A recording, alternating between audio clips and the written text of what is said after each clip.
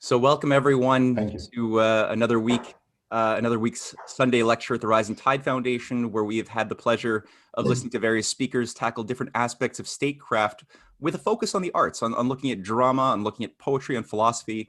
With the first section that we're currently in of the 4-section series dealing with the ancients, where we've had the pleasure of listening to presentations on the parallel fights and philosophies of great philosophers like Confucius and Plato at two ends of the world map in ancient times.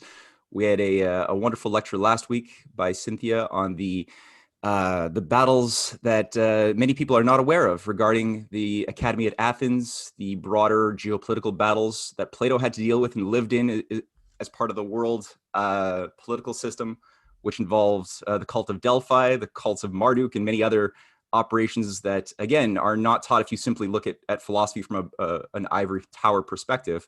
The idea of this series has been to give people insights into what is it that is universal about the human condition that we find expressed poetically at different periods. The Greeks were obviously very, very insightful regarding not only telling a story and having it be entertaining, but also wrapping universal lessons about the human condition and about the broader world in the stories. And so you can enjoy them on multiple levels. And it's too common that people just enjoy things on that surface first degree level. Dr. Nicolai Petro, for that reason, I'm very happy that he agreed to give a presentation to our audience today. Dr. Petro is the Silvia-Chandley Professor of Peace Studies and Nonviolence. Between 2017 and 2019, he is a professor of political science at the University of Rhode Island in the United States. He has even served as the US State Department's Special Assistant for Policy on the Soviet Union in the early 1990s, and is currently on the board of the American Committee for US-Russia Accord. Dr. Petro joins us today from the Ukraine, and he has a bounty of insight and experience in geopolitics and history with a commitment towards peace, and in doing this in a way that actually has substance and doesn't just, sound nice. But this is, I was very, very happy to find your work presented as it was, and we had the pleasure of publishing one of your recent transcripts, or I think it was an article a few months ago. So with that, I will leave the floor to you to take it away.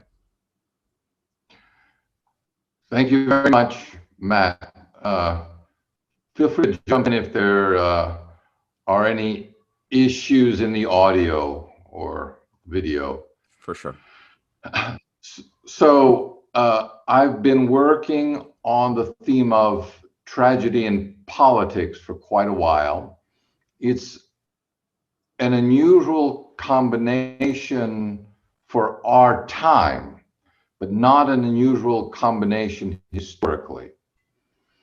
But in recent times, and by recent times I mean since World War II, after World War II, the emphasis on the role of tragedy in politics is as a factor in relations between states.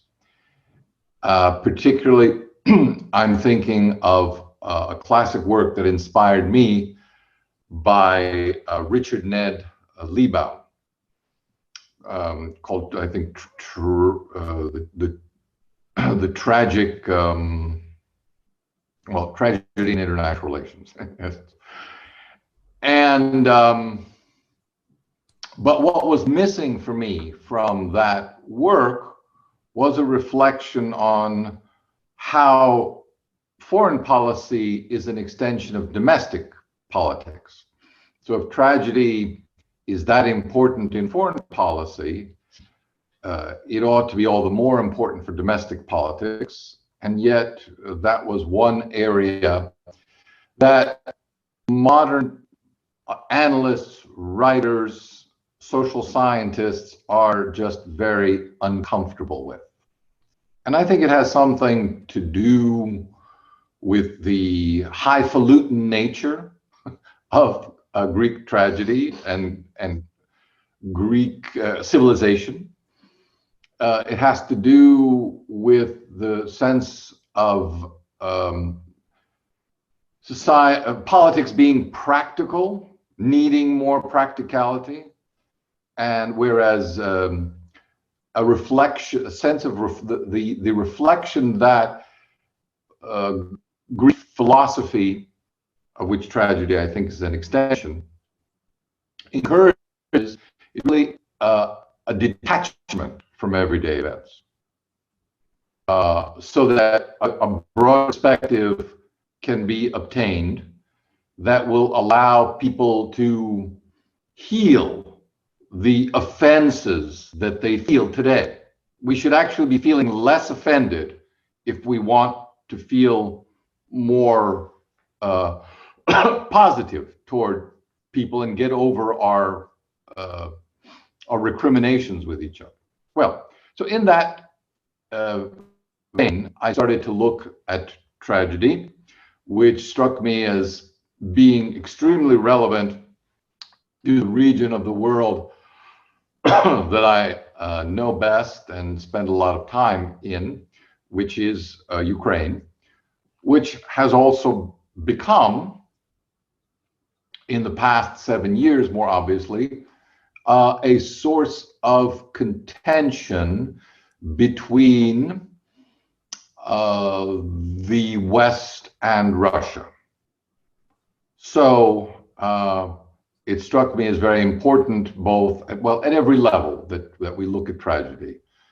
And my particular contribution to this discussion is to talk about the domestic context of Ukraine as a tragic cycle. But I won't go into that unless you force me to. But for now, I'll just talk about I'll give you a general introduction as to why I see tragedy as useful and therapeutic policy. So tragedy has been around for more than 2,500 years. And in the span of time, it's taken a variety of forms, from pure theater to philosophy, to psychology, to social protest, even a form of burlesque. And it is precisely this richness that has led scholars like Terry Eagleton to conclude that, quote, no definition of tragedy more elaborate than, quote, very sad has ever worked, end quote. This is clearly an exaggeration.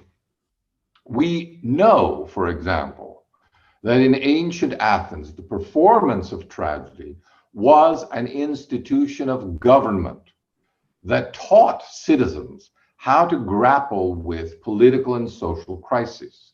It was an essential part of civic education. One could call it the beating heart of Athenian democracy on public display. And it is this civic function of tragedy that I want to discuss with you today. It is commonly assumed that tragedy emerged from the religious rituals to honor the Greek god Dionysus. They were the main attraction at the Dionysia, or the Dionysia, the annual city festival of Athens. Each year, during the course of the Dionysia, 4 plays were performed, 3 tragedies and 1 comedy or farce. Some idea of the importance of the Dionysia for Athenians can be gleaned from the time and expense that went into these productions. Preparations took more than half the year, involved every group in society, wealthy citizens vied with each other to support the large choruses, sometimes as many as 50 singers, who were exempted from military service even during the long war with Sparta. Actors and writers were paid by the city. Productions were so meticulously supervised by the city's leading citizens that Plato contemptuously referred to Athens as a theatrocratia, a city ruled by its theater. Performances dealt with many controversial topics and thus served as a safety valve for those excluded from the political process, namely women, slaves, and resident foreigners. In the theater, they had a voice that Athenian citizens were forced to listen to. In democratic Athens, John Ferguson writes, the political atmosphere was inescapable.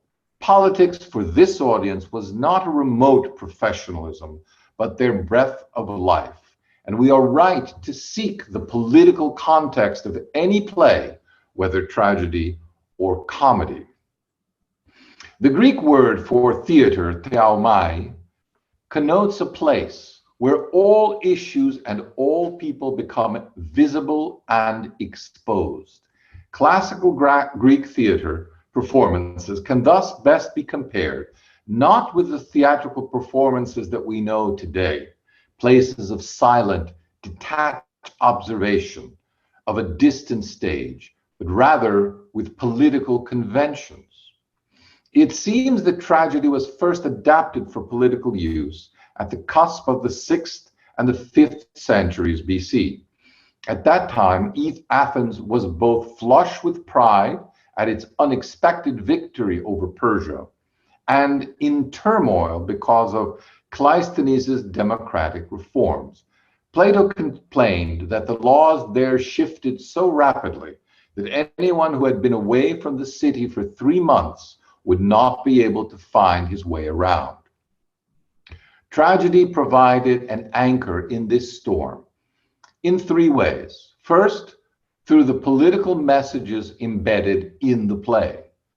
Euripides' The Trojan Women, for example, is a heartrending account of the fate of women captured in war. It was produced only 1 year after the Athenians had themselves voted to enslave the women and children of Melos. Second, by bringing up controversial issues that could not be addressed in other civic venues. In Phoenician Women, Euripides has his characters discuss the circumstances under which one might betray and attack one's own country, justifiably. Finally, by providing models of proper social behavior. In Ajax, Sophocles suggests that even kings are subject to divine justice. When Agamemnon rejects this notion, he pays a heavy price for his defiance. Of course, Athenian democracy was far from perfect. In fact, neither democracy nor classical tragedy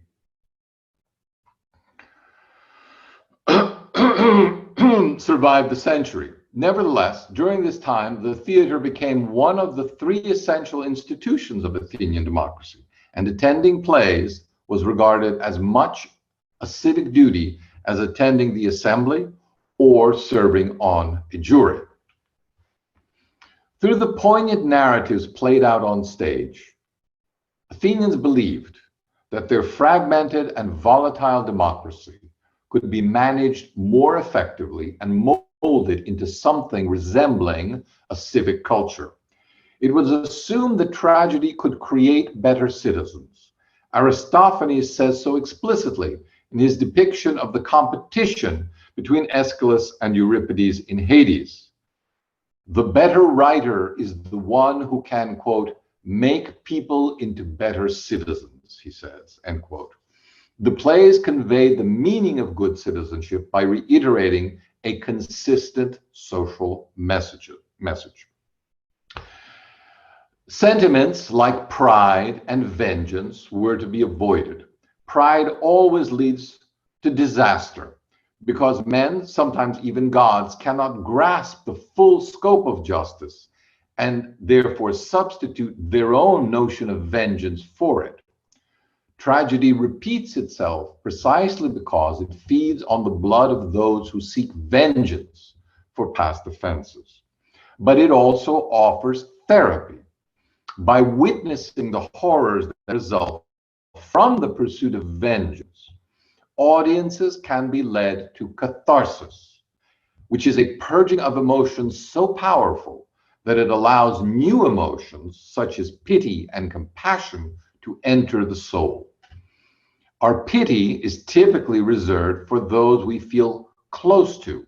So in order to achieve a broader and more lasting catharsis, tragedy forces us to pity our enemies. Euripides uses this technique in his play Andromache. First, he shines the spotlight on the wickedness of Sparta, a known evildoer, but then he gradually expands it to embrace all of Greece. Pity and compassion allow us to forge the bonds of identity that sustain community. Orestes tells his sister Electra, quote, uneducated men are pitiless, but we who are educated pity much. By combining performance with public debate and evaluation, the play set up an artificial contest, or agon, that mimicked the conflicts in society. As each play unfolds, the hero explains the reasoning behind his or her actions to the audience, as if speaking to an assembly of jurors. After that, the opposing party responds, thus establishing a dialogue for the audience to evaluate. Achieving compassion for one's enemy was considered an essential part of the civic lesson, for without it, the tragic cycle could never be broken. For J. Peter Euban, citizens had to, quote, undergo a transformation of character such that their anger toward others becomes gentleness and a self-directed sense of shame, end quote. In Women of Troy, Euripides allows that justice was on the side of the Greeks, but he is more concerned with drawing tears from his audience for the Trojans, Ferguson writes, so that Athenians would see in their victory, quote, not glory at all, but shame and blindness and a world swallowed up in night. On-stage behavior that was prudent and selfless was considered self-evidently noble, and tragic playwrights took care to show that such behavior had a beneficial outcome for society as a whole. Hubris and hamartia, the word that the Septuagint uses for sin, were not so much moral flaws, but category errors that endangered the polis. Overconfidence or blind hatred, for example, could lead leaders to take unnecessary risks. Tragedy thus trained citizens to recognize policies that could lead to disaster. The citizenry was thus systematically led away from hubris toward compassion and catharsis. Aristotle describes catharsis as the removal of impurities, but also as the introduction of order into an otherwise disorderly and incoherent soul. By replacing irrational emotions with proper reasoning, catharsis could liberate individuals and societies from the endless repetition of a tragic script. One of the most enduring tragic scripts, both in ancient and in modern times, is the imperative for war. In Euripides' The Suppliant Women, the herald deflates our hero Theseus's passion for war by sardonically remarking to the audience, quote, if death stood before our eyes as we gave our votes, Greece would not now be perishing of war madness, end quote. It didn't always work. Athens' appetite for empire and conquest was ultimately its undoing. Thucydides argues that the effort to preserve hegemony at all costs led Athenians to lose all compassion. That some Athenians understood this is suggested by the speech that the Athenian envoys gave to the Spartan assembly on their reasons for going to war with Sparta. Quote, I quote from, well, Thucydides, obviously. And at last, when almost all hated us, when some had already revolted and had been subdued, when you had ceased to be the friends that you once were and had become objects of suspicion and dislike, it appeared no longer safe to give up our empire, especially as all who left us would fall to you, end quote. But before we dismiss the civic use of tragedy as a failure, we should consider how successful it was in instilling pity and compassion during the century that it thrived. According to Herodotus, theater audiences burst into tears during performances of Phrynichus's capture of Miletus, so often that the play was banned for reminding people of suffering too intensely. Athenian prisoners of war returning from Sicily reported being released because they could recite lines from the plays of Euripides. Now, in the centuries that followed the end of tragedy and the collapse of Athenian society, classical Greek tragedy continued to be a source of inspiration, but its most important function, that of sparking dialogue among citizens on proper civic values and behavior, has been all but forgotten. As a result, today, we no longer turn to tragedy for political insights, and that's a shame. The reason being that many political scientists today criticize tragedy for, one, leading to resignation and passivity, secondly, for relativizing evil, and third, for offering no testable hypotheses and therefore being unscientific. What all these criticisms have in common is a tendency to attribute the flaws of political realism to the influence of classical Greek tragedy. Political realists, still the dominant discourse in modern political science, tends to an elitist view that modern societies take about the view that Greek society had neither the stamina nor the social and cultural cohesion that Athens did. Reinhold Niebuhr, George Kennan, Hans Morgenthau, and others see the message of tragedy as one of fear rather than hope. The Greek view of tragedy, however, was far from fearful. While Greeks and realists agree that humanity is flawed and that tragedy results from trying to change the human condition, the Greeks saw this as due to errors of judgment rather than as something endemic. They could therefore, these flaws could be identified, assessed, and corrected. This also made it incumbent upon the tragic playwright to point out how to do so that tragedy could fulfill its therapeutic calling. Political realists, by contrast, have no need for the therapeutic aspects of tragedy because they deem tragedy to be nothing more than part of the human condition, which is irredeemably flawed. Given the enormous influence that classical Greek tragedy has had on realist thinking, it is unfortunate that undergraduates studying political science today are not required to cover the topic of tragedy. Doubly so, since tragic narratives were designed to bring political and moral dilemmas to life for debate and evaluation. I believe that one way we might be able to reconnect tragedy and politics is by conducting case studies of policies that highlight their tragic nature and explore what alternatives might lead to catharsis. I propose to do so now by exploring the process of social reconciliation as described in the only complete trilogy that we have, the Oresteia. Is a just social order the result of retribution or forgiveness?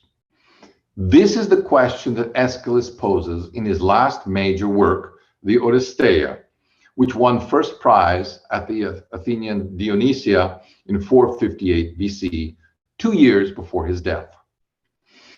The three plays that comprise it, Agamemnon, the libation bearers, and the kindly ones, were to be viewed in one sitting, thus forming a single multi-generational narrative about justice.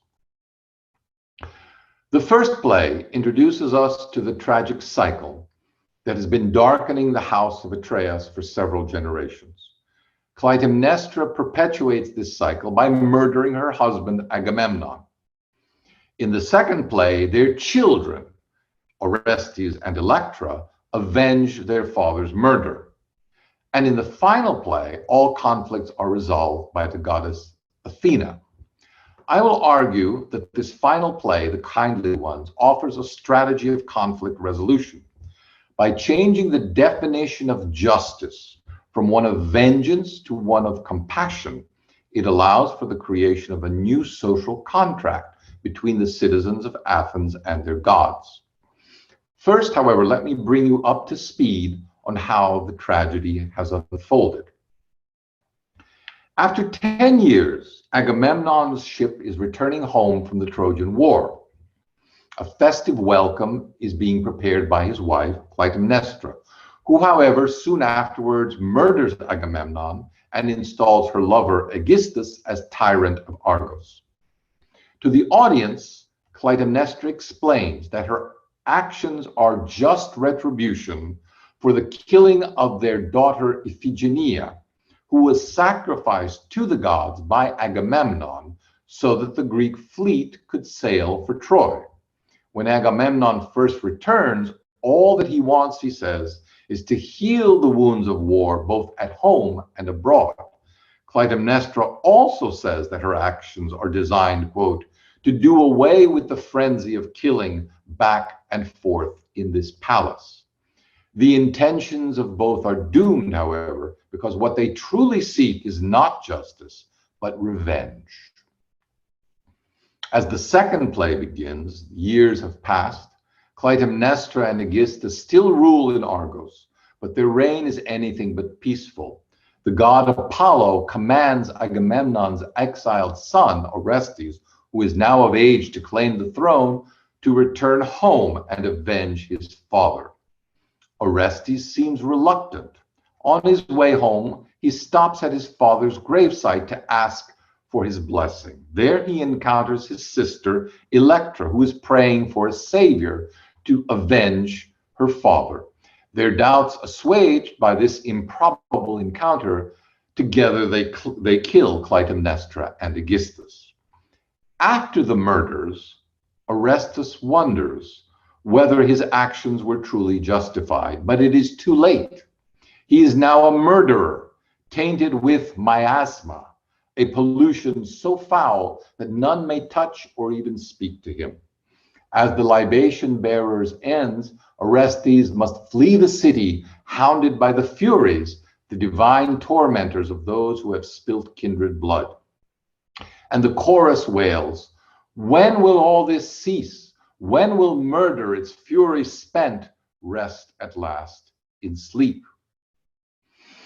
The answer is we do not know. The situation seems utterly hopeless, not just for the house of Atreus, which seems bent on self-extinction, but for mankind as a whole. Throughout these first two plays, justice is equated with vengeance. The chorus actually eggs Orestes on, urging him to strike swiftly, give no heed to Clytemnestra's pleas for mercy. After the deed is done, however, the chorus is full of dread at the new round of killings that will surely follow, and is eager, therefore, to see Orestes leave the city. How are we to understand the chorus's willingness to abandon to such a dismal fate the very person that they so recently hailed as the city's savior? I believe that Aeschylus is preparing his audience for a tectonic shift in the very definition of justice, by highlighting the contradiction that underlies the existing standard of blood for blood. While the chorus, which represents the polis, still believes that the sins of the past must be expiated by blood, it is beginning to realize that vengeance only leads to more of the same. In their thirst for vengeance, Clytemnestra, Aegisthus, Electra, Orestes are all alike, says the chorus. They are among the, quote, many monsters nursed by the earth, which makes all men akin to brute beasts, end quote. But there is a path to healing. It lies in a new wisdom ordained by Zeus himself. Quote, Zeus, who has set men the route to good sense, set firm this sovereign rule, that wisdom is the child of pain, displacing sleep before the heart, there drips the constant memory of grief, and wisdom comes, like it or not, upon men. The memory of grief can lead to compassion and forgiveness, but the chorus is not yet ready for it. It is still under the illusion that by simply removing the current tyrant, good fortune and sober rule can be restored. The chorus regrets the need for Orestes to be sacrificed, but the well-being of the city, the national interest, if you will, must come first. Still, there is a slim chance that Orestes may yet be held blameless, because he was, after all, commanded to do this awful deed by Apollo. At the end of the second play, therefore, we see the chorus sending Orestes to the oracle of Apollo at Delphi. With the exception of Orestes and his sister, all the murderers have now been murdered. Yet justice remains as distant as ever. Even violence for a righteous cause, namely to liberate Argos from the tyranny of Aegisthus, has failed to obtain justice. But if blood for blood vengeance is what tradition and the law demands, why does the cycle of tragedy continue? The answer, Aeschylus answers, must be that vengeance is not the same as justice. After months wandering the Greek countryside, Orestes finally arrives at Delphi and appeals for Apollo's help. Apollo casts a spell on the Furies and magically whisks Orestes away to Athens to be judged by Athena herself.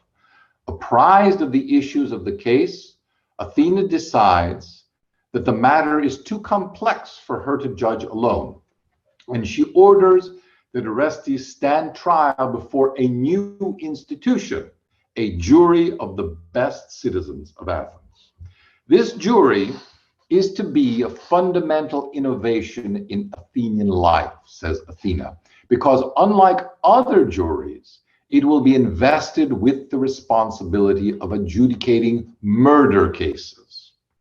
Kenneth Dover argues that this is highly significant because the authority to punish homicide was viewed as the first step in humanity's transition from a beastly to a communal existence. The polis, he argues, owes its very existence to this distinction. The creation of a new type of jury, therefore, suggests that the gods now recognize that human wisdom and autonomy rivals their own. A point in favor of this interpretation is that Athena feels that she must explain her vote, which places her on a par with the other jurors. John Aldous suggests that in reapportioning power between men and gods, Athena has given humanity a gift that rivals Prometheus's gift of fire.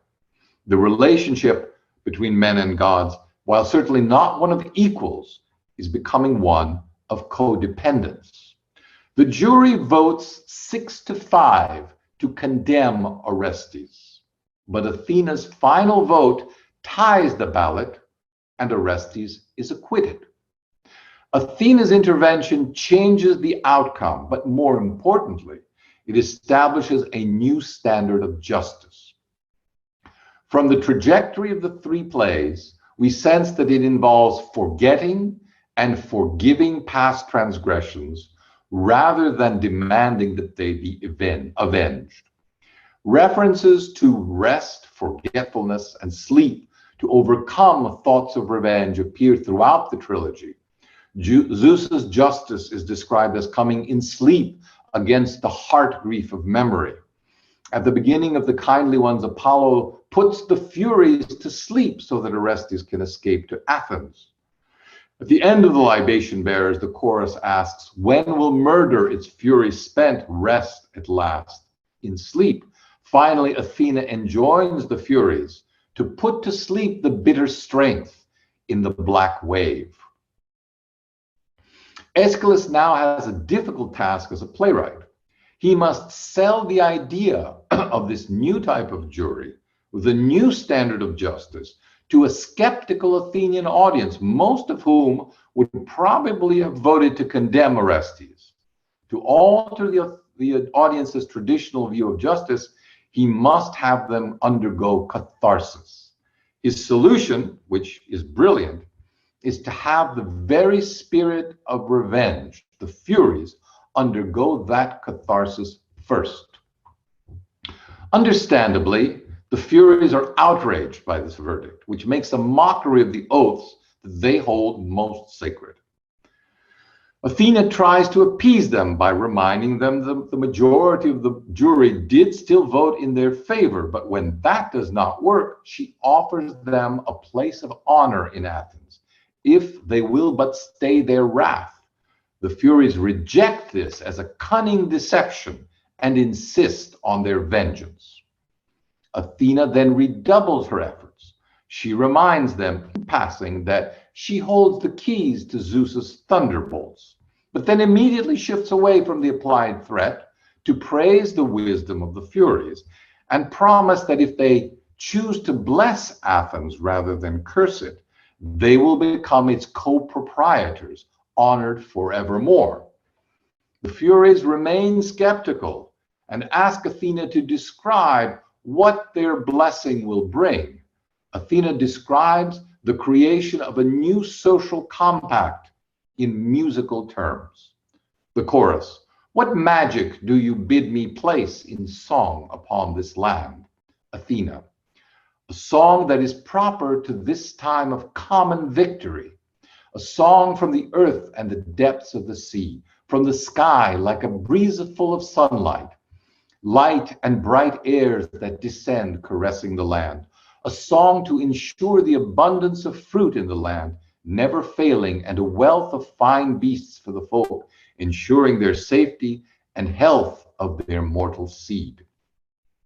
This song of civility and justice is to endure forever because Athena intends to transfer her oversight of Athens to the Furies. Finding this final assurance credible, the Furies accept the outcome of Orestes' trial, not as their defeat, as it would be under the terms of partial justice, but as a victory shared by all under the terms of a new system of true justice, of which they are now a foundational part. Athena's compassion for the Furies has allowed them to achieve catharsis and has in turn unlocked their compassion for the Athenians. The Furies are transformed and even renamed as the Kindly Ones.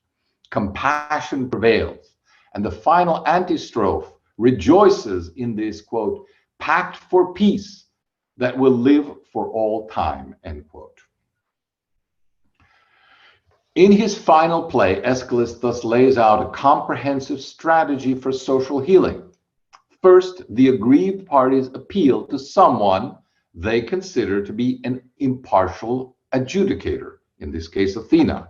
Some do so eagerly, others do so reluctantly, but they all expect their interests to be heard fairly and respectfully. Athena, however, quickly realizes that no judgment she can render will ever satisfy all the parties, so she passes the buck. She creates a new institution, the jury, that will shift the burden of judgment and disperse it throughout the entire polis.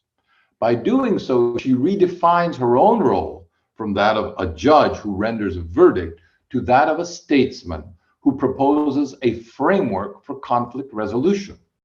This latter role requires a new and broader definition of justice, which will in turn form the basis of a new and all-inclusive social order. The new social order that emerges thus has three co-founders, all of whom have a vital stake in the prosperity of Athens. One, the jury, which pledges to rule justly. Secondly, the furies, now the kindly ones, who pledge to safeguard the well-being of Athens. And lastly, Athena, who pledges to spread the fame and glory of Athens. Working side by side, they broaden the social cohesion and stability of the polis.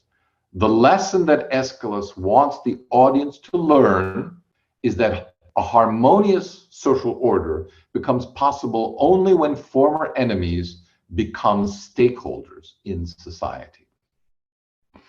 As described by Aeschylus, the process of moving society from the repetition of tragedy to reconciliation and harmony moves through the following 5 stages. 1, anagnorisis, the loss of order in society, which must be recognized by all, for order can only be recreated through the combined efforts of the entire community.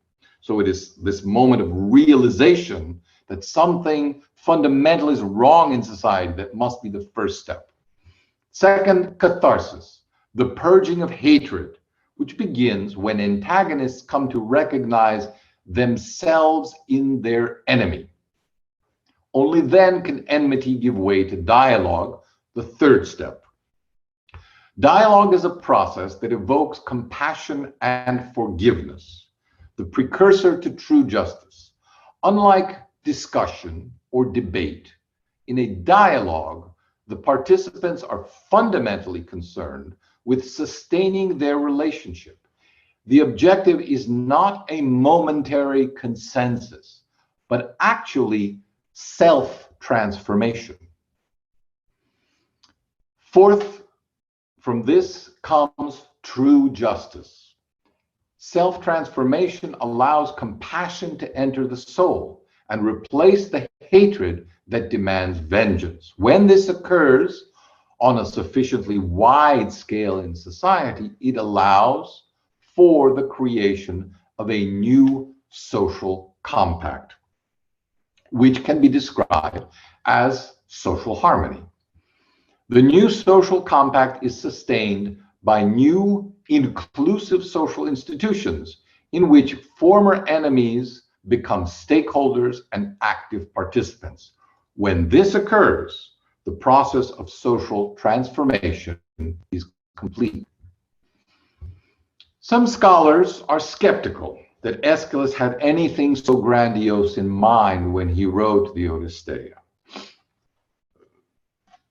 The noted classicist Richard Livingston believes that he was probably more concerned with getting Athenians to reflect on the social costs of the democratic reform of the Council of the Areopagus. But there is clearly much more going on here than an argument about the merits of the Areopagus.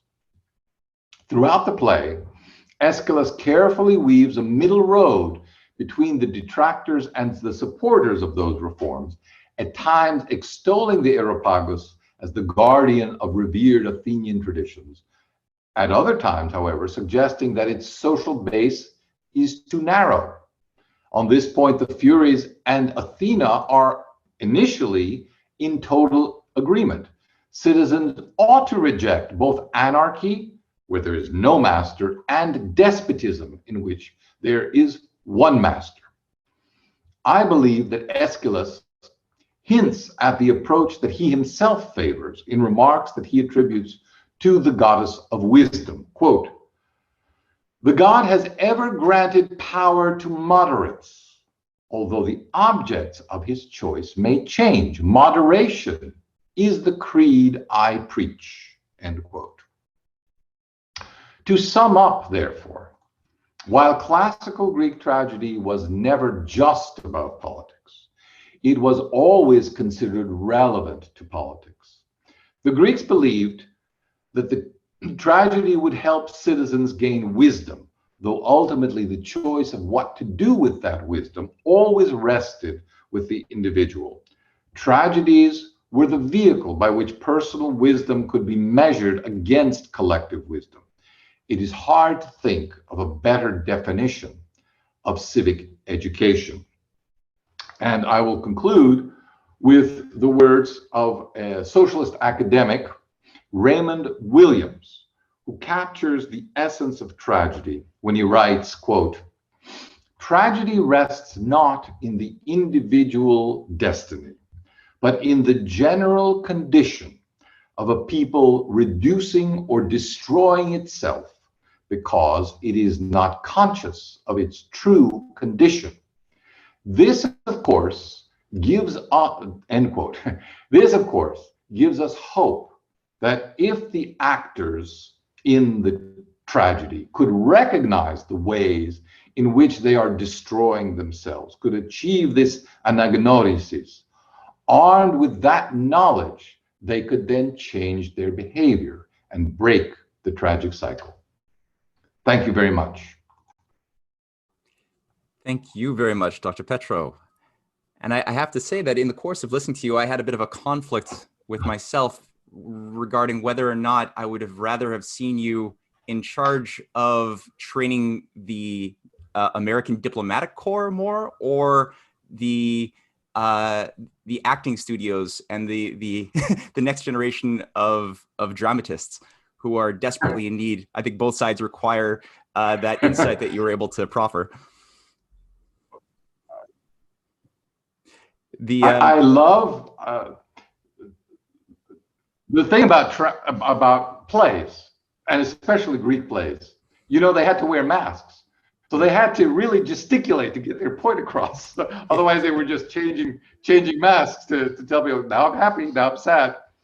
So I was trying to embellish that, make that a little bit easier to understand. That was wonderful. If anybody has a question for Dr. Petro, please put your name, like usual, into the chat room, and I'll call upon you in queue. I know that you brushed upon the fact that there are obvious applications, and I think everyone should have some solid ideas of how this insight that was just developed over the past hour has incredible ramifications for solving many unsolvable problems around the world today, whether in the Middle East, in Asia, amongst Pakistanis and Indians, or amongst groups in Ukraine and Russia. So yeah. If anybody has any question like that, I know we have...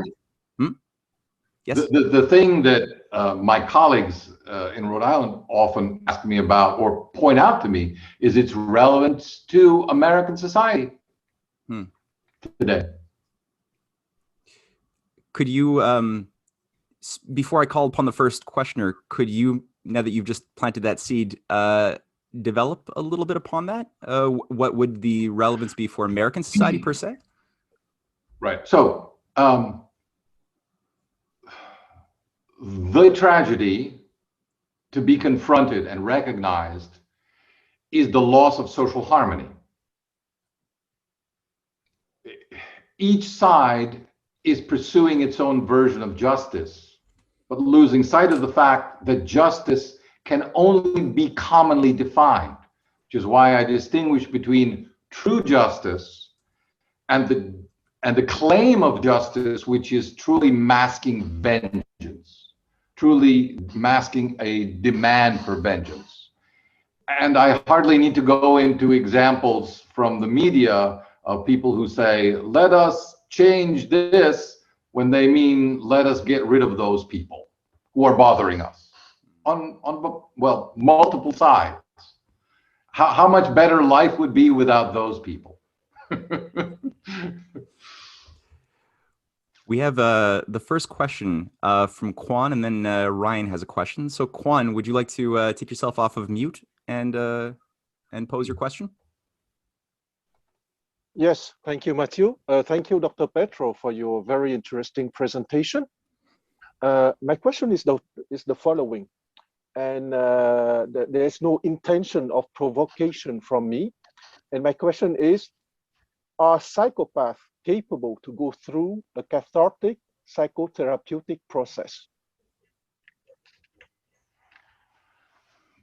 No, because, well, let me hold it.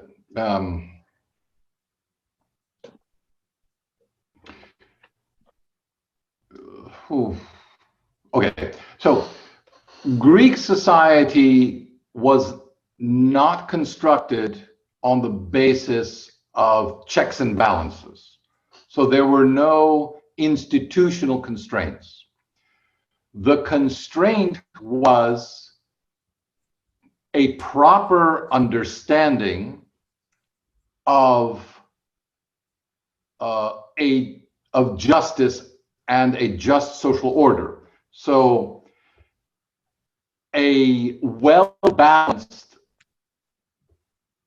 a well-balanced individual would fit well and be able to contribute in a well-balanced and harmonious society. So an individual who is unbalanced within themselves needs to obtain that balance for themselves in order to become a productive member of society. So there is a little bit of a self-perfection involved. We can always do better at becoming more in harmony with true nobility, our true noble natures, and with our environment. And when we make that effort, when we strive for harmony, we also contribute to the harmony of all around us and of society as a whole. So there's an integration there. But if either aspect of this, I don't like to call it an equation, but any component of this social chain is ill, is sick, is unbalanced, then all of society would benefit from bringing that individual or that group back into social harmony. And that was typically done through education, through a proper enlightened, as the Greeks understood it, enlightened education, which meant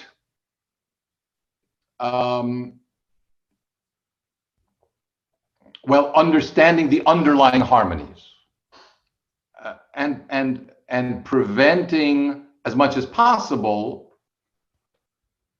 the extremes of tragedy, the cyclical nature of, I mean, it is, everyone in that audience understands that killing your parents is not the solution to your problems.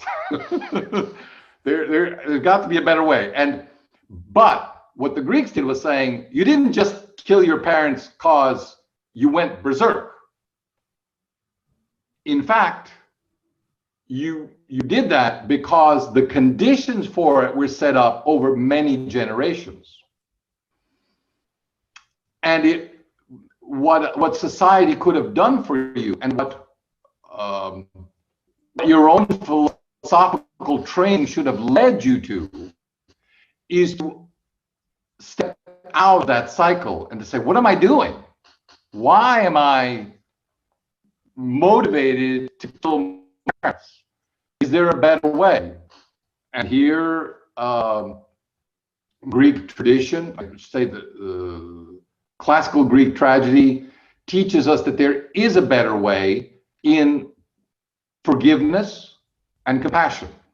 Specifically compassion, because it is when I am able to feel your pain in a very concrete sense, as happens so often in really Greek tragedy. The whole purpose is to allow the audience to see the pain that they are causing their enemies and how similar their enemies are to themselves. Very good. I wanted to just make a quick addition to that, Matt.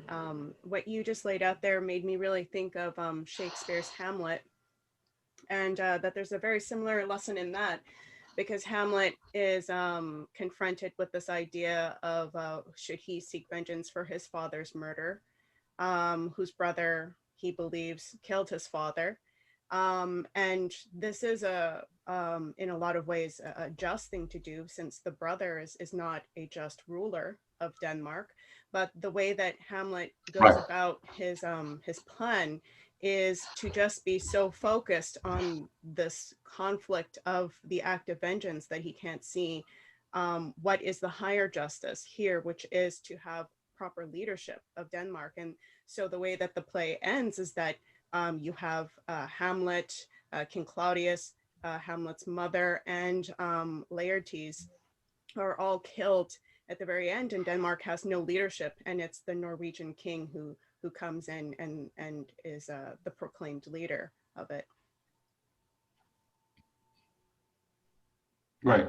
There's rather than an analogy to the Oresteia, and I do acknowledge that the Oresteia is unique from what we know, because as I said, there are only 33 plays that we have total. That's the whole Greek corpus that survived out of probably 1,000. And we have only one complete trilogy. So we're basically, some people imagine that many of these productions were trilogies of this sort, setting up problems to solve them in the long run. But we don't really know that for sure. There is, and I forget the exact play right now, but it was one described by Raymond Williams where the conclusion is a complete disaster, specifically because justice was served rather than true justice, the false justice of revenge. And the analogy in this play that Raymond Williams describes very poignantly is one where, you know, the god intervenes, but not to bring about healing, but the result is the total destruction of society. And there's a lesson to be learned from that also, that I think is worth stressing in Aeschylus's solution, which is the involvement of the polis, the dispersal of responsibility for the acts that people must undertake. And these are acts that must serve justice, and you know that they serve justice because they build a new society. They do not just address the past, they build the future. And it is only when you do both of those together that you know, I think, you can intuit that you are on the right track toward building social harmony. And you say, well, yeah, there's a lot of things we can complain about in the past, who did what to whom. Let's let that be, and bring everybody on board, listen to them, and see what we offer that would bring all the people together in a future society and give them a voice. So that is the ideal solution that will lead to, again, I happen to call it true justice. I haven't come up with a better term yet. Social harmony. We have the next question from Ryan. So Ryan, you can remove yourself from mute. So first of all, thank you, Dr. Petro, for this very insightful presentation. It was very lucid, and you mentioned a lot of great points. Now, I just wanted to bring forward a question related to time and its interconnectedness. So, I feel like when we read Aeschylus and Oresteia, since from the beginning of the play, we feel that there's this almost um, we feel that destiny awaits. You mean in the sense that no action can change the course of time.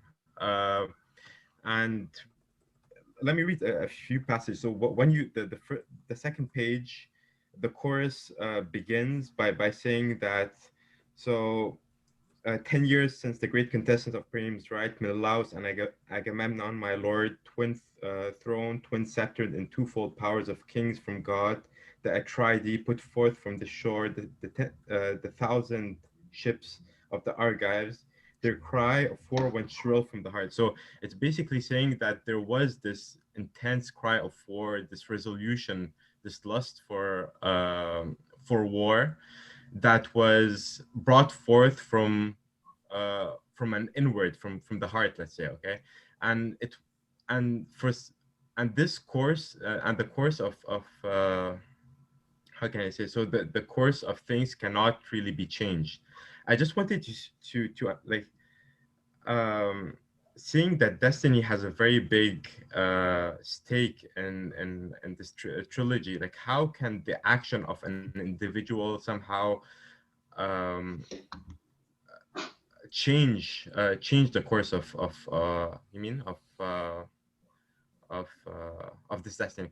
I'm not sure if I put it in the right terms, but I hope you got the gist of what I'm trying to say. Yeah, I have come across the view of tragedy as something that is inescapable. But it is my interpretation of tragedy, and not just mine, but also the authors that I cite, who are actually classicists, unlike myself, who is more a modern political scientist relying on the work of classicists, that this is not the case. Or rather, another way to interpret tragedy is to see it as something that allows for civic growth and evolution. The reason I believe that to be the case is because of the specifically educational function that tragedy played for not quite a century, but at least 60 years, we assume, in Greek society. In other words, it was introduced to educate people to think a certain way about the problems that they faced in society. In other words, you could say, and I make this elsewhere, I make this analogy, does education make any difference to solving people's problems? Now you can look at the course of education, look at all this money, billions of dollars spent educating people, and all for nothing. Because what's changed? Have people gotten smarter? Have they stopped conducting wars? Have they figured out their problems? It's all a waste of time. Sometimes I feel that way too. But we actually can see the effort leading to some benefits sometimes. And it is in this hope that we can find the right note in the social harmony, that we're banging around on the keyboard, often coming up with cacophonies. But there is the hope that through a systematic process that has in mind a clearly noble goal, which the Greeks intrinsically understood what that word meant, and how nobility could be conveyed to people through proper discourse and proper upbringing in society, that through the process, for many people, if not all people, it will strike the right chord in their souls, and that will allow them to forgive their enemy the next time they encounter him, to say, or to recognize a situation that the tragedies have depicted as one that leads to tragedy, and say, my God, I don't wind up like Agamemnon. I don't want to wind up, you know, like Ajax going crazy. You know, these are all examples I don't want to be like, and I can see myself acting in that way. So, you know, let's think about that and avoid that. So it's a hope rather than a predictable outcome.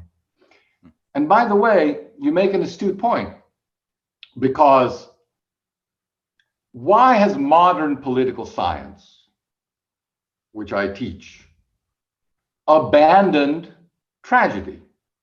Because tragedy doesn't claim to provide the predictability that statistics do.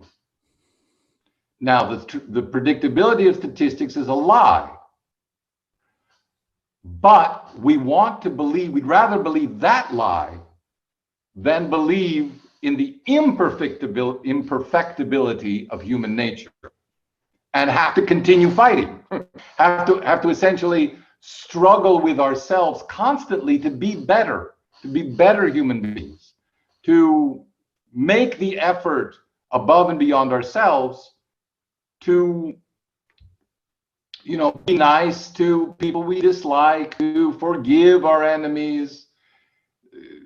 These messages obviously are not unique to tragedy, and there's an obvious overlap with many philosophical and religious systems. To that extent, I would say there's a common sense of wisdom over many centuries, over ages, that points in the same direction. The problem is not external to us, the problem is us.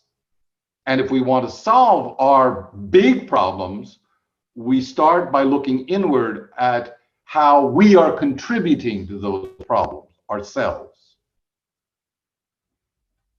That is beautifully said. I have a question from Madeline. Madeline, are you still there? Yes, I am. Sorry. Okay. I kind of some part of my question has already been answered, but I was asking, what emotion do you think is the most important one to promote in a society, and how would you promote the development of those emotions in a society? Because I'm being a school teacher, I do teach grade 3, okay? And so they're 8, 9 years old. And I think it's already, you know, we're doing these character traits and things like that in our studies, okay? It strikes me how much more emphasis we're putting on math skills and things like that than on character development. And with the current, this has been going on for years now, with the development of these very violent video games that little kids at age 8 and 9 are already playing. The idea of developing compassion when you in a video game slaughter, okay, multitudes, it's kind of hard to combine these two things. So what are your thoughts about that?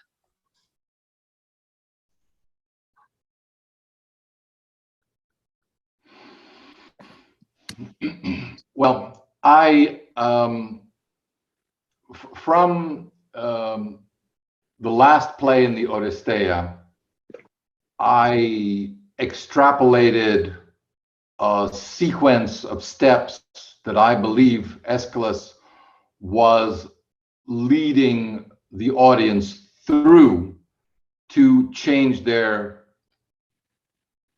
attitudes toward the people that they were most willing to condemn,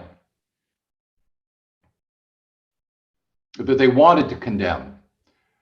And they did so, he did so, I should say, by pointing out to the audience that in their eagerness to condemn, they were really condemning themselves. A subtle point, probably not one that third graders will pick up on. But in essence, I'm not entirely sure whether the sequence that I laid out is necessarily the right sequence, namely an agnoticist catharsis dialogue, whether it should be ACD or catharsis and agnoticist dialogue. But I'm comfortable at this point, still thinking about this, saying that whether it's an agnoticist first or catharsis first, the first marker for that indicates social transformation is indeed dialogue, which makes it very frustrating that the word dialogue is so commonly misused. We use the term dialogue today in a way that is no different from describing how a jailkeeper would have a dialogue with a prison inmate.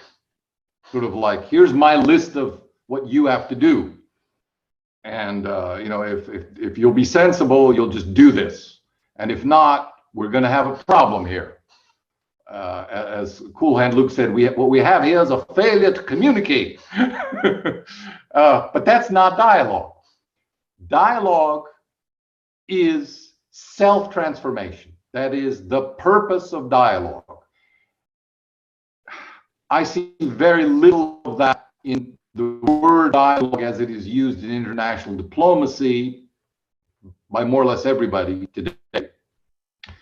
So, at least for my part, I'm going to keep hammering away at that point, saying, you know, look here, Foreign Minister of Germany, Secretary of State, so-and-so, when you use the word dialogue here, you don't know what you're saying. That's not what dialogue means. Dialogue means coming to the table without preconditions, not with preconditions.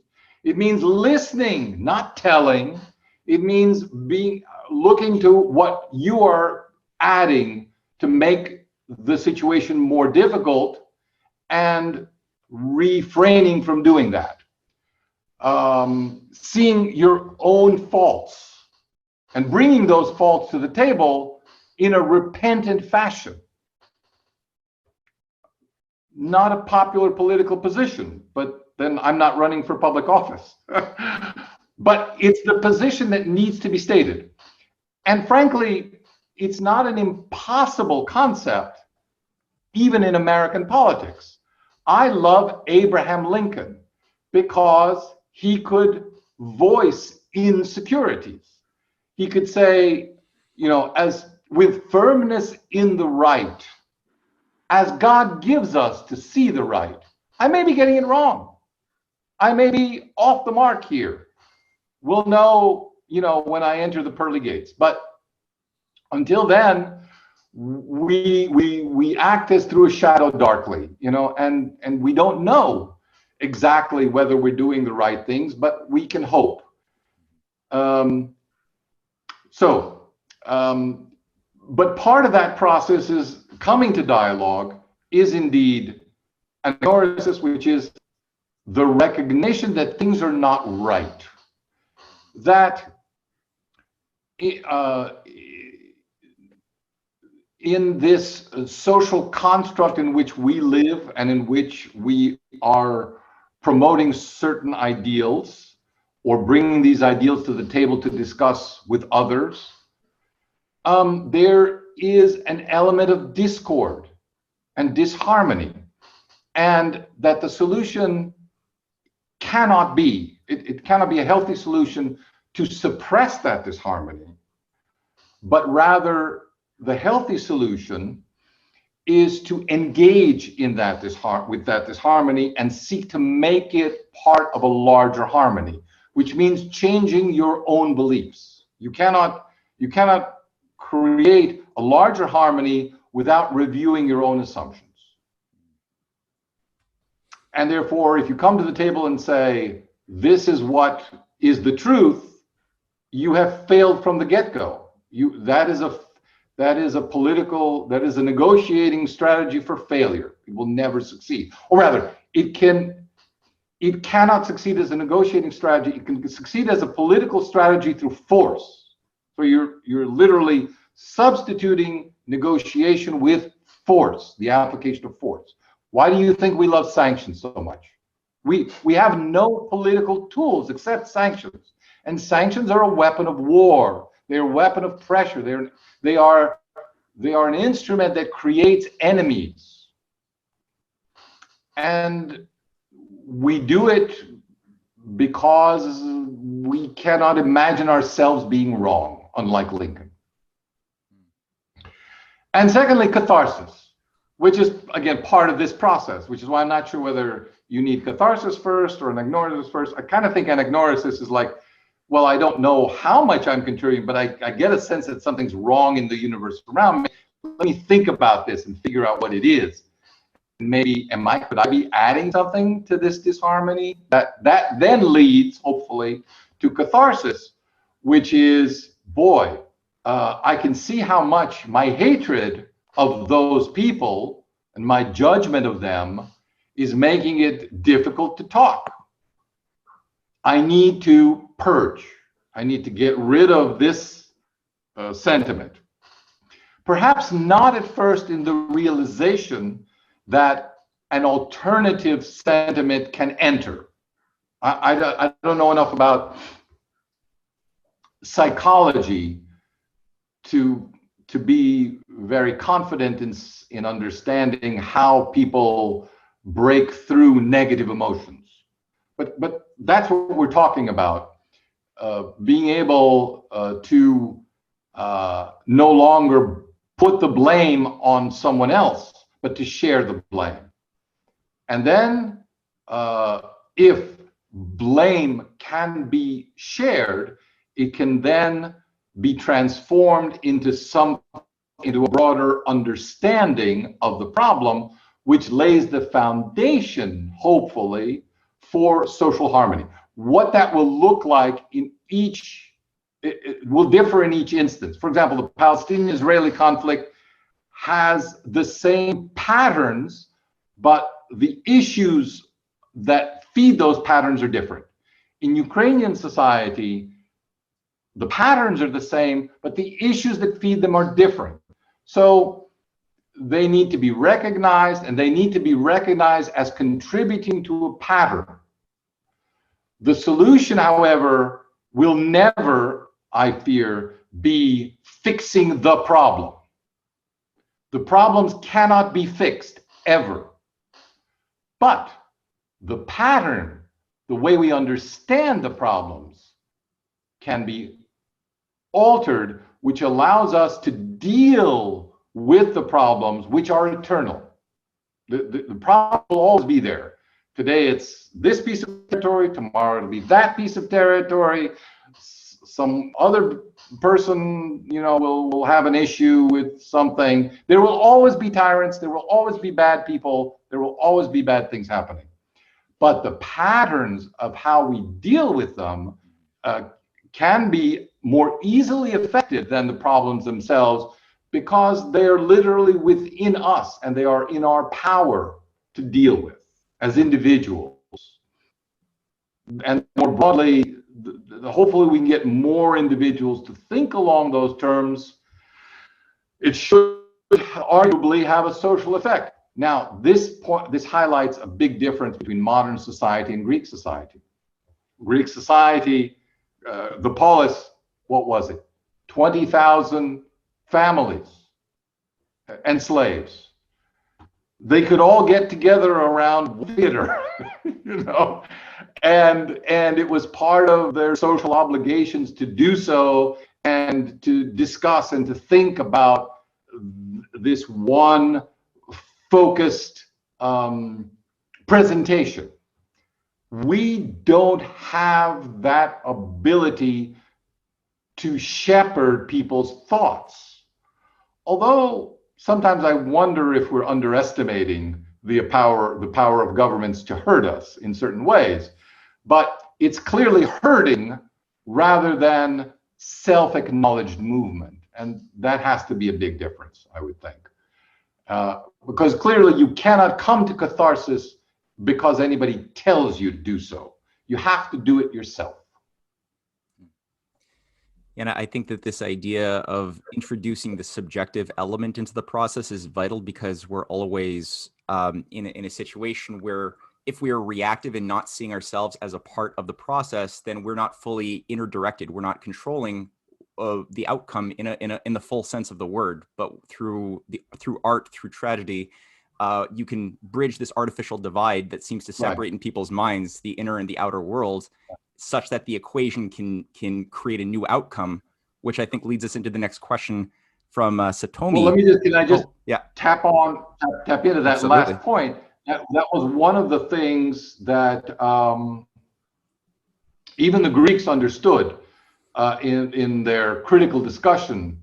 Plato was very critical of the role of tragedy, fearing that it made essentially men too effeminate and you know, unwilling to take bold steps because it distributed responsibility. So he was undemocratic in that sense. But it is precisely the detachment of the things that you could put on stage that were not exactly the social issues of the day, but removed through myth. See this myth? You know, this might look a lot like what we did to the Melians, but it's not exactly the same, and it happened 500 years ago, and it was a different, you know, different regime, but everybody understood it was simply a vehicle for discussing uncomfortable issues. And we certainly, you know, all great literature does that, I think. Ultimately, it forces us to confront what we are most uncomfortable confronting. And then the Greeks simply made that part of their civic educational process. I think it's a good thing to try to do that again if we could. But it would probably have to start as an experiment in some sort of private educational institution rather than on a vast scale. Absolutely. So on that point, Satomi, I know you had a few thoughts you'd like to share. You're on mute, though. Yeah, oh, wow. This is, you know, so much to talk about. But one of the things is, well, I just want to quote what Golda Meir said. You know, we can forgive you for killing our children, but what we cannot forgive you is for allowing us to kill your children. You know, I mean, of course, that's the real dilemma with the Israel problems in Israel. But also, I want to go on to, you know, I think tragedy is educational. But, you know, the more I think about it as you're talking and I'm listening to everybody, I think that comedy could be very transformational. Like, I remember I was with a group of First Nations people, and one of them was sharing this really tragic thing that was happening in her life. And I don't know what happened, but something broke through and we all started laughing. Like, you know, I mean, and it was such a cleansing catharsis or process. I still remember that. And I think everyone at that gathering kind of remembered what happened. Like, you know, we were just all laughing after such a tragic sharing. But I know there's something very cleansing when it's true comedy. It's not mocking, but I would like to explore that more, because even Dante's, Divine Comedy, it's because we've had so much tragedy. We were so experienced throughout all of history, and it's educational, I know, but I don't think we've laughed enough. Loved enough, of course, that's one thing. We have lost so much of the inheritance of the Greek plays, comedy even more so than tragedy, that we don't really, we cannot confidently speak about the relationship. We can only speculate. So some of the theories are that after 3 days of being bummed out, people needed to just, have a laugh. at its simplest terms, that's one theory. But another suggests, and I think this is probably closer to the truth, that it is very difficult to engage individually in the process that tragedy is trying to make you think about, which is changing your view of people you hate. Hatred can be very satisfying. Hatred can be motivational. Hatred gives us something to do and promises to end the problem. But it's a false promise. So what comedy alerts us to is that it builds another kind of bond wherein we all know this from our daily lives. Difficult tasks become easier when we share them with others, when we laugh at ourselves, when we make light of situations that are truly burdensome.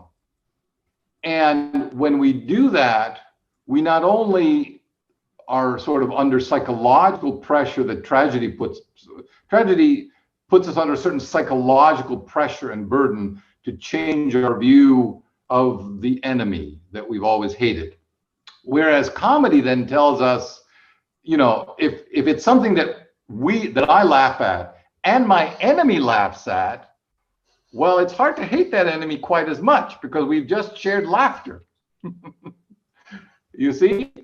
And I think it's more in that vein of building another type of bridge to what is crucial in this process is building a bridge to seeing the traditional enemy as someone just like yourself, so that you believe they can change into someone better, someone just like you.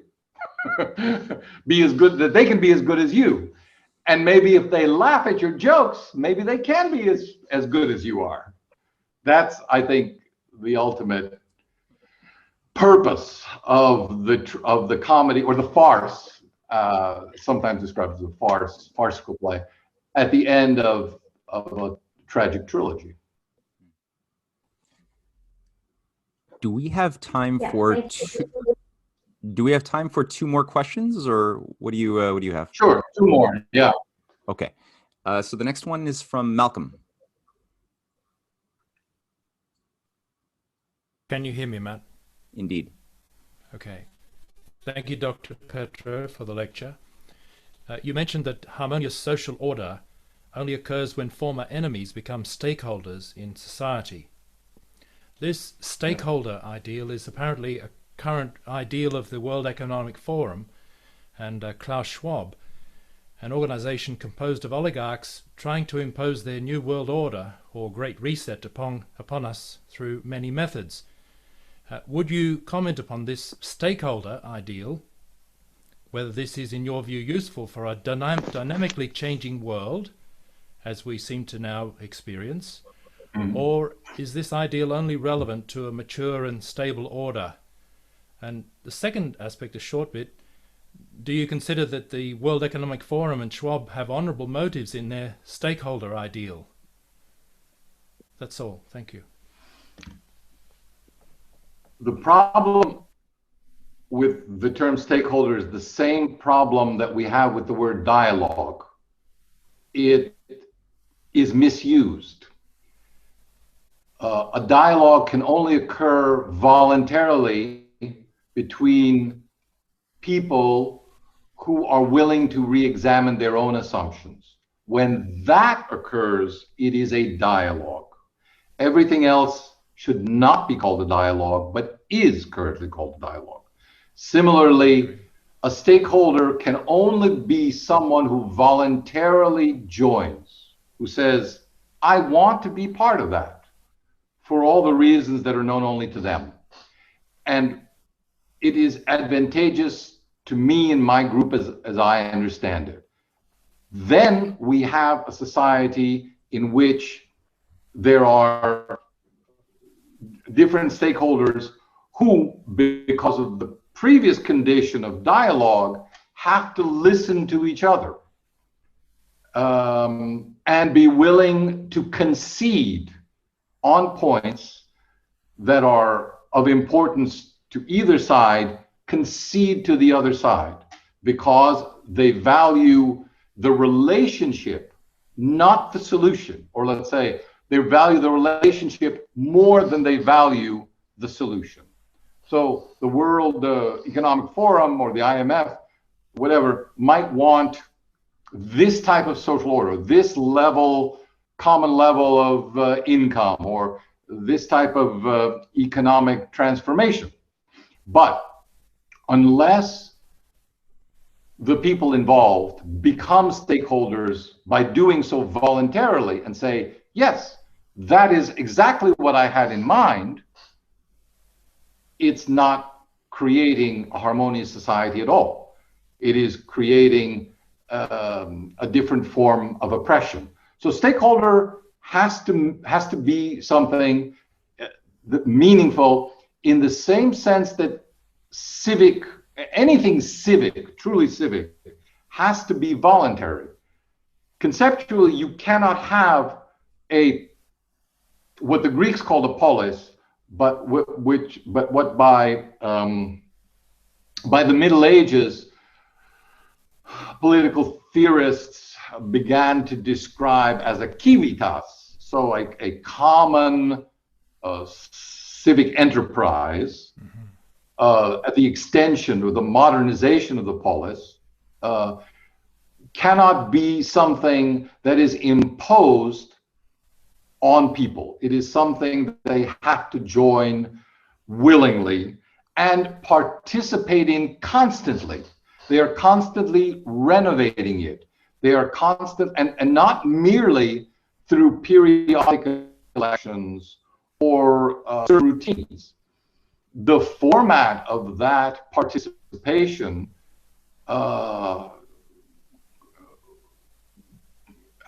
is meant to vary and be as diverse as the polity itself. So but in any case, it must involve some sort of regular and voluntary participation of large groups of people.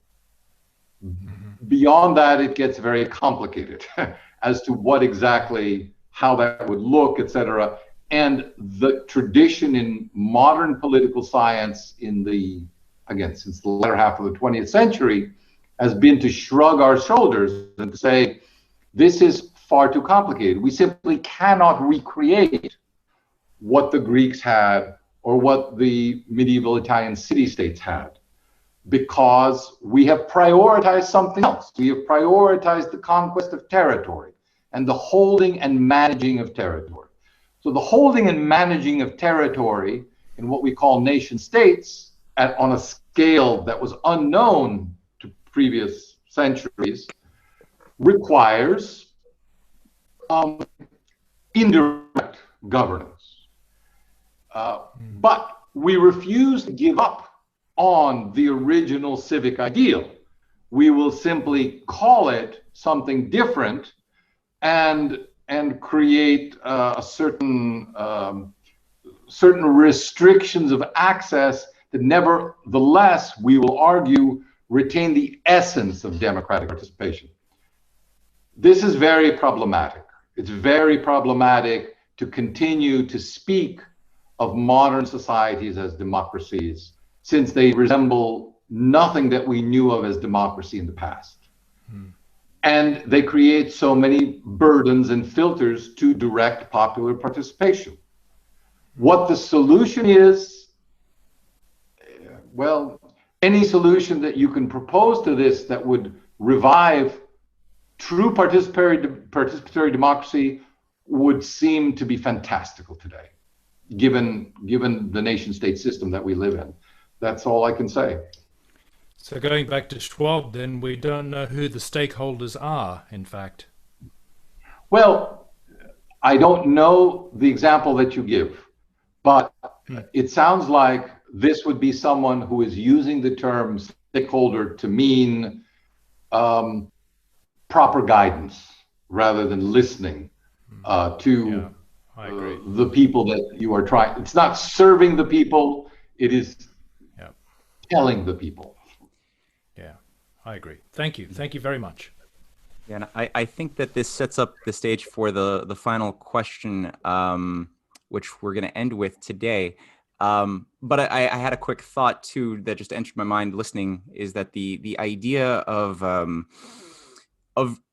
lot of these qualities that are the subjects of a lot of these great tragedies and also great ancient dialogues by Plato are elements of virtue, of honor, of justice, and things that you can't really command people to be those things, to be virtuous and get that effect. You can really best showcase or invoke it where you demonstrate examples where it's absent and you see the consequence in the way that you've put forth, without giving you a crystallized definition, because that doesn't change people. That just sort of appeals to the intellect.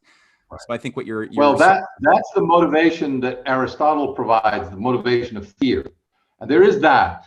There is, don't go down that road because you'll wind up gouging your eyes out. You know, that's that motive. And there is the horror that it's meant to evoke. But there is also the noble qualities that one should emulate. And there are noble heroes. They may err from time to time, but that just makes them human. That doesn't make them less noble. It makes them noble people who are grappling with the imperfections that we all have. But if they come out on the right side of the solution, by the way,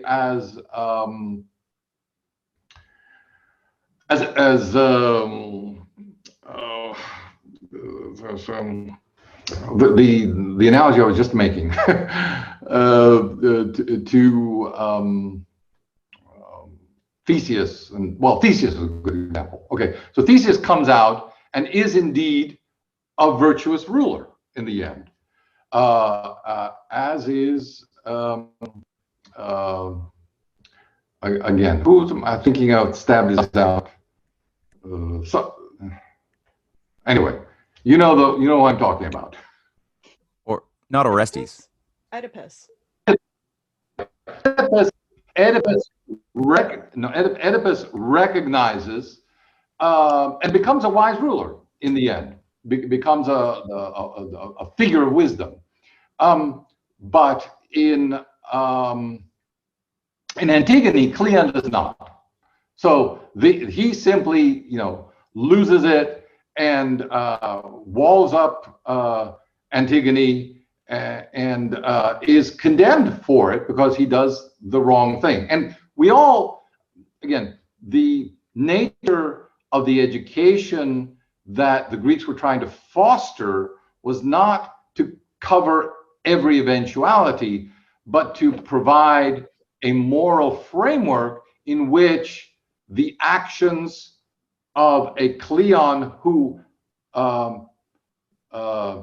mocks the gods and demands total personal loyalty can be recognized as wrong. can be recognized as the wrong way to think about politics. It is the fact that this person is a ruler and is thinking about politics in the wrong way that leads us to understand that this is not a worthy ruler and should be replaced. And will eventually be replaced, even if there's a time period when we must all suffer under such a ruler.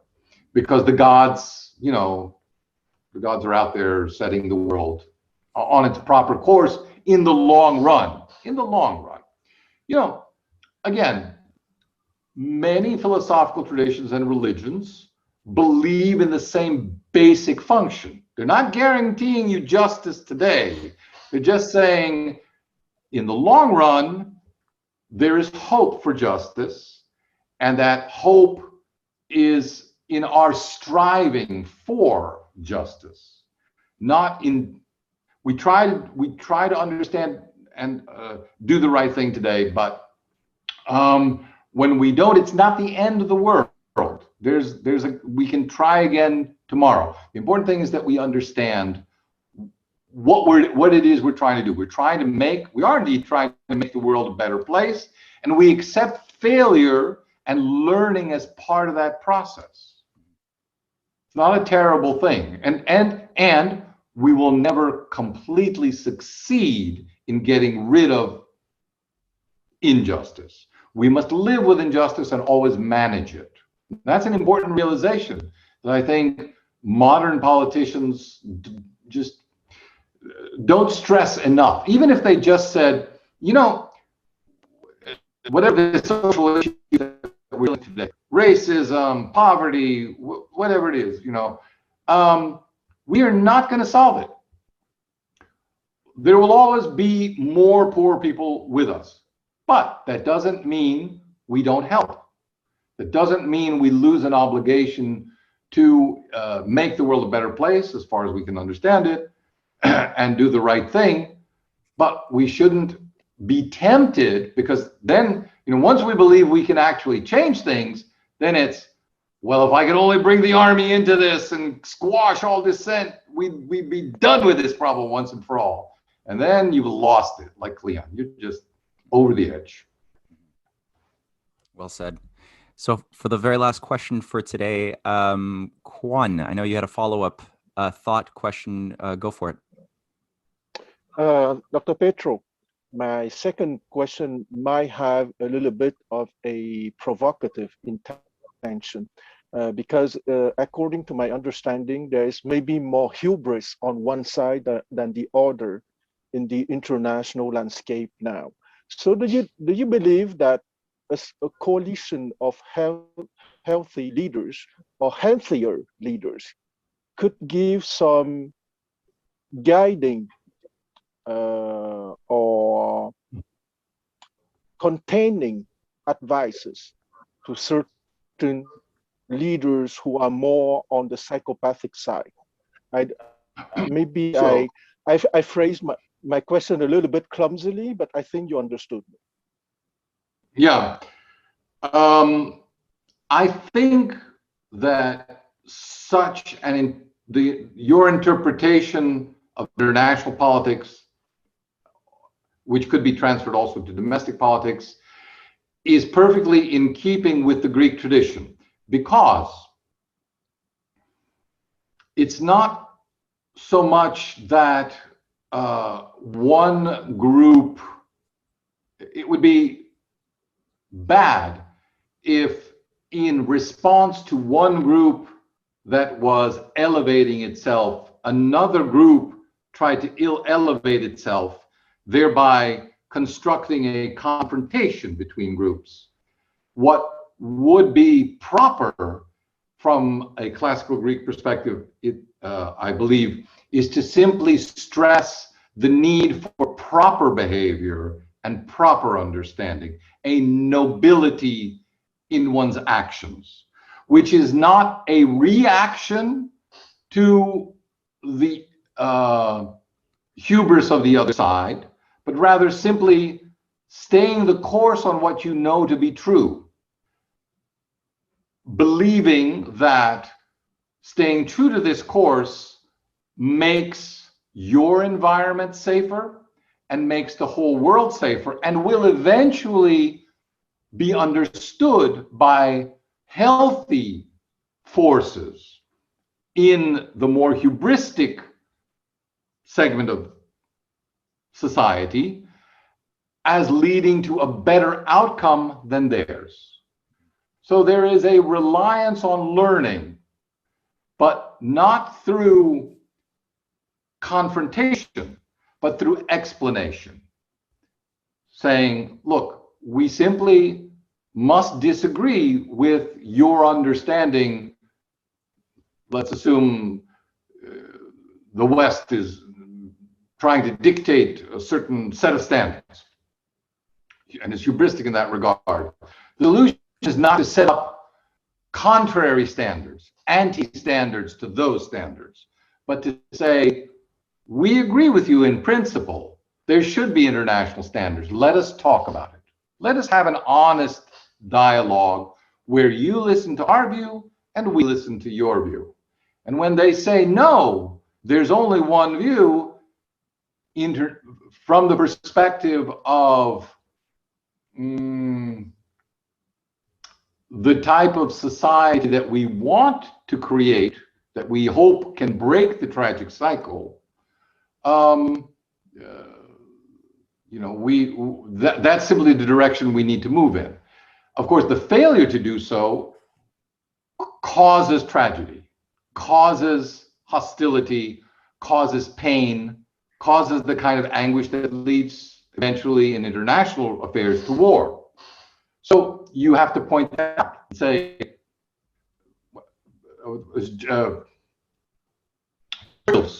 famous phrase summarizes this a bit simplistically, but it gets to its heart. It is always better, Churchill said, to jaw than to war. Now, I'm not sure he actually meant dialogue. He actually probably just meant talking at. But there is at least that level of understanding. The next level of understanding beyond just talking is to actually decide what it is and agree on what it is we're talking about.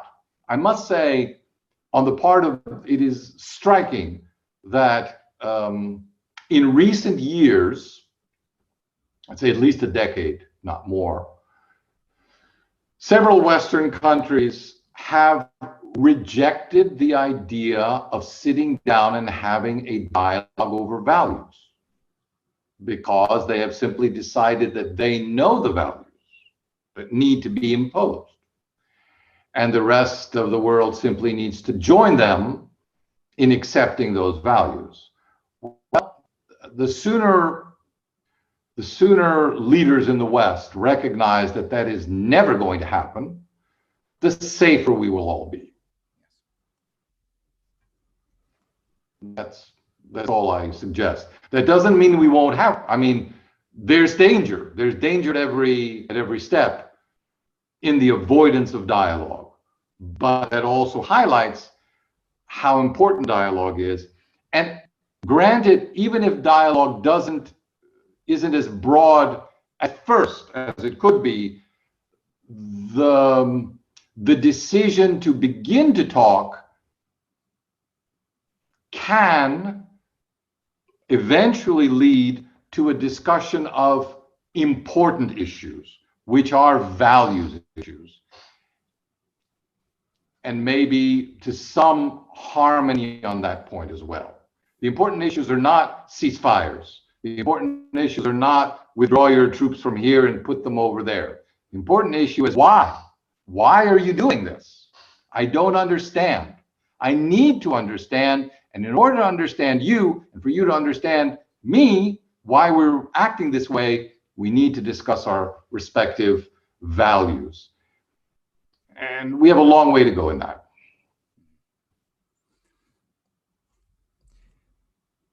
Thank you. Dr. Petro, I am so grateful that you took the time generously to offer these insights, and I can only imagine how there's so many things that have just been touched upon, where I'm sure that in a healthy society where we had a proper education system defined correctly, an entire university curriculum largely could be built up around the topics that were raised that touch on so many branches of the human experience. And I pray that there are students and practitioners in the diplomatic arts currently watching this, or who will be watching this on YouTube, as well as secondarily students of literature and people who have a penchant for script writing, who definitely, I think, could take great advantage of the insights into these elements of tragedy that you've unfolded for us today. So, and that includes here anybody in this live audience. Thank you. If there's any, I have to get. Yeah. I have just 3 more months to finish the first draft of my book, so I better get to work. Are you planning on writing a fictional drama as well? No, that would be too much. I don't have the imagination for that. Well, hopefully, I'm pretty sure you can inspire others who do have the penchant for it. So thank you, and hopefully this moves in some way, this way of thinking, into breaking our current society out of the tragic course that it is currently undoubtedly on. Since we don't believe in determinism, we do have creatures of free will occupying space on this earth who do have a capacity for change, despite the fact that there are a lot of prejudices and bad habits that are carrying us forward into a very, very bad place. So yes, let's hope for that. For next week, we will return to our regularly scheduled 4 p.m. time slot, Eastern Standard Time, where David will be going through a presentation on Dante, Cusa, and the birth of modern statecraft, followed by presentations on the Peace of Westphalia, some of the dramas around Cardinal Mazarin, the creation of the modern nation state that resulted in the end of the 30 Years' War, the organization of a young Benjamin Franklin, who developed a certain insight into geopolitics and human society from Cotton Mather, and changed the course largely of world history in ways that many people don't appreciate. So we're in for a fun next, I think, 8-9 weeks of presentations. So hopefully people will join us again next week and continue the dialogue. So again, thank you, Dr. Petro, for the time that you've given us. Thank you. Good luck. Thank you. Bye.